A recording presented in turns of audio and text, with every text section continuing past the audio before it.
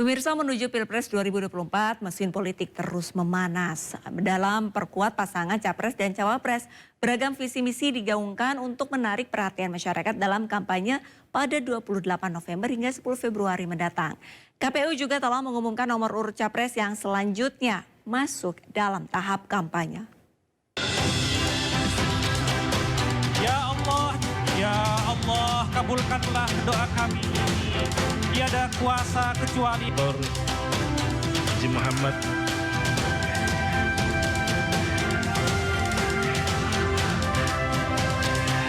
Pemirsa, menuju kontestasi Pilpres 2024, serangkaian agenda telah disiapkan KPU. Dari mulai kampanye hingga pencoblosan pada Februari 2024 mendatang. Kekuatan dari 3 pasangan Capres dan Cawapres yang resmi maju ini lengkap dengan visi misi dan kendaraan politiknya. Lalu, apa kata fakta?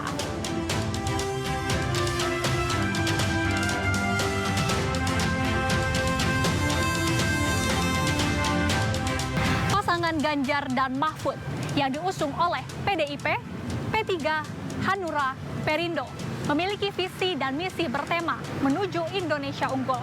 Dari segi visi, ini terdiri dari Indonesia Unggul, Gerak Cepat, Negara Maritim, Adil dan Lestari. Memiliki 8 misi yang diawali dengan kata mempercepat. Sedangkan pasangan Anies Caimin yang diusung oleh Nasdem, PKB, PKS memiliki visi Indonesia adil dan makmur untuk semua, yang mana berlandaskan dari ketimpangan yang terjadi di Indonesia. Memiliki 8 misi yang diberi nama 8 Jalan Perubahan. Sementara untuk pasangan Prabowo Gibran diusung oleh Gerindra, Demokrat, PAN, Golkar, PSI, Gelora, PBB, yang memiliki visi bersama Indonesia Maju menuju Indonesia Emas 2045. Dari segi visi, ini tertuang ke dalam 8 misi, 17 program prioritas, 8 program hasil terbaik cepat. Nomor urut Capres telah diumumkan di Kantor Komisi Pemilihan Umum atau KPU Jakarta. Pasangan Anies Baswedan dan Muhaimin Iskandar mendapat kesempatan awal dan mendapatkan nomor urut 1. Yang ingin perubahan jangan lupa nomor 1. Prabowo silakan membuka nomor. Selanjutnya pasangan Prabowo Subianto dan Gibran Rakabuming Raka mendapat nomor urut 2. Siapapun yang menang, kita harus bersatu menjaga negara ini. Wassalamualaikum warahmatullahi wabarakatuh. Salam sejahtera bagi kita sekalian. Shalom. Om Santi Santi Santi Om. Merdeka! Sementara Ganjar Pranowo dan Mahfud MD mendapat nomor urut 3.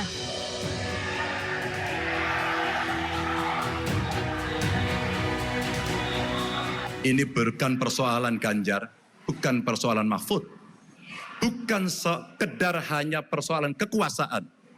Ini adalah persoalan masa depan Indonesia yang mesti kita jaga bersama. Mohon doa, mohon dukungannya. Bismillahirrahmanirrahim.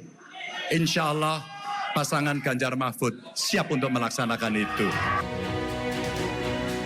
Pemirsa, menjelang pemilu 2024, Komisi Pemilihan Umum atau KPU telah menerapkan aturan kampanye melalui PKPU nomor 15 tahun 2023. Di antaranya terkait dengan larangan pemasangan bahan kampanye di tempat umum. Hal ini ditujukan agar kampanye tidak mengganggu ketertiban dan juga aktivitas masyarakat sehari-hari.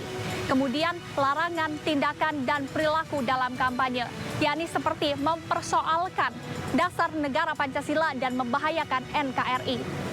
Kemudian larangan menggunakan fasilitas negara untuk pemilu. Hal ini dilakukan agar tidak adanya keberpihakan dan ikut campur negara dalam pemilu. Pelanggaran-pelanggaran dalam proses pemilu dinilai rawan terjadi, terlebih beberapa calon memiliki latar belakang pejabat negara. Dalam hal ini, peran Bawaslu sangatlah penting dalam proses pemilu. Potensi terjadinya abuse of power atau penyalahgunaan kekuasaan untuk kepentingan elektoral saya kira cukup terbuka karena kontestan Pilpres ada yang latar belakangnya berasal dari menteri bahkan sebagai putra presiden. Jadi kecenderungan terjadinya penyalahgunaan fasilitas negara untuk kepentingan kampanye misalnya ini cukup terbuka. Nah oleh karena itu kita mendorong agar Bawaslu lebih proaktif lagi menegakkan pengawasan termasuk menegakkan hukum pemilu termasuk misalnya adalah melakukan upaya-upaya pencegahan terkait dengan potensi terjadinya pelanggaran pemilu. Kekuatan elektoral Capres juga tentunya tidak lepas dari sejumlah faktor, salah satunya sosok kingmakers atau tokoh yang memiliki pengaruh besar. Keberpihakan tokoh-tokoh besar kepada calon presiden juga dinilai sangat berdampak untuk menggait suara.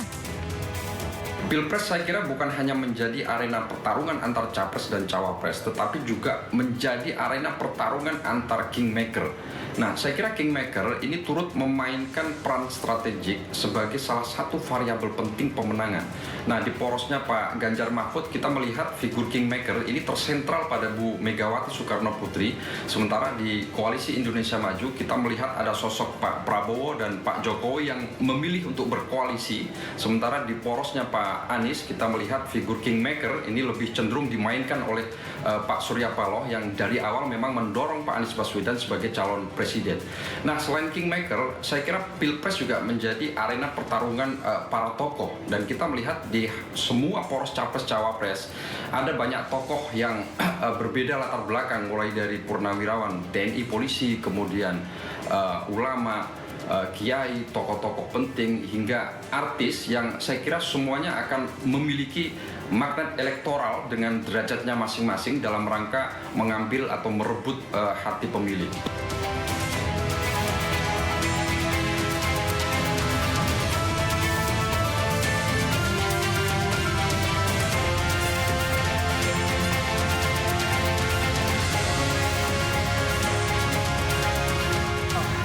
Mesin politik partai terus memanas untuk memperkuat capres di 2024. Sejumlah tokoh di belakang pencalonan ini dianggap dapat mempengaruhi masa kampanye pada 28 November hingga 10 Februari 2024 mendatang. Apakah sejumlah kekuatan ini dapat meningkatkan elektabilitas capres? Saya Dilami Aulia dan juru kamera Sutrisno